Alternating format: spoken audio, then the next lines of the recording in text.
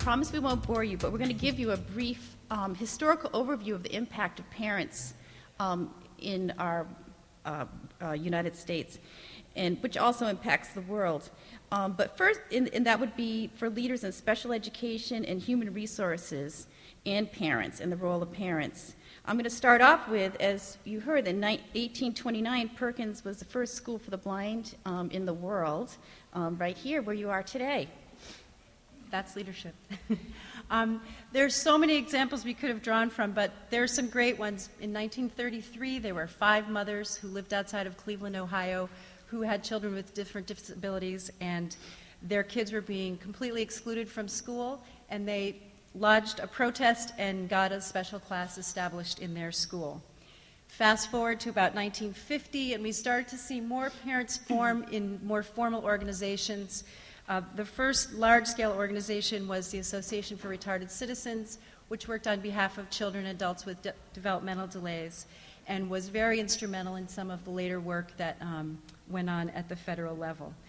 In the 1970s, people who were working on behalf of kids and adults with disabilities realized that there was a strong connection between this movement and the civil rights movement. And there was a lot of work done at the Supreme Court level, parents being very involved in class action suits, in which cases went all the way to the Supreme Court, and we realized that a lot of what we had been doing with kids in terms of excluding them from public school, assessing them in ways that use very discriminatory assessment practices, that all those kinds of practices were basically unconstitutional. And parents played a huge role in bringing knowledge of that to the fore.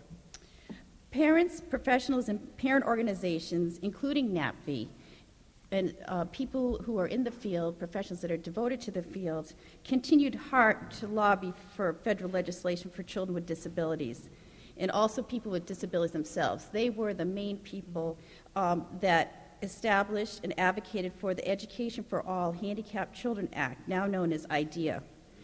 IDEA provides FAPE to all, free and appropriate public education, and contains provisions directly related to parents.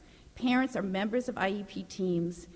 They are educational decision makers and have the right to due process. Examples of some major importance in this country, similar to civil rights legislation at the root, were parents.